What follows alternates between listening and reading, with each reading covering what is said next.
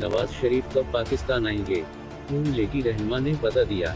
इस्लामाबाद। नून लीगी रहनुमा एहसन इकबाल का कहना है कि उम्मीद है आइंदा इलेक्शन से कबल नवाज शरीफ पाकिस्तान में होंगे और इंतखाबी मुहिम में पार्टी को लीड करेंगे।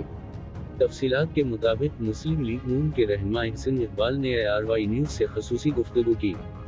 उस दौरान सहाफी ने सवाल किया कि नवाज शरीफ कब पाकिस्तान जा रहे हैं, जिस पर एहसन इकबाल ने बताया कि जैसे ही डॉक्टर्स इजाजत देंगे नवाज शरीफ पाकिस्तान जाएंगे, हम सब उनका इंतजार कर रहे हैं।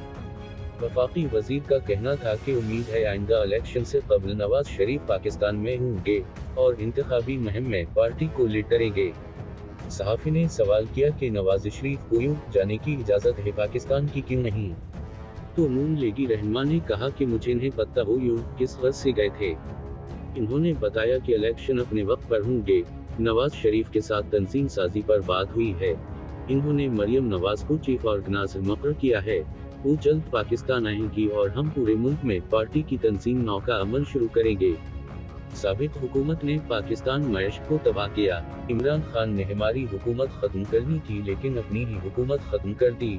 इमरान खान को आज कारनामे पर बहुत मुबारकबाद देता हूँ।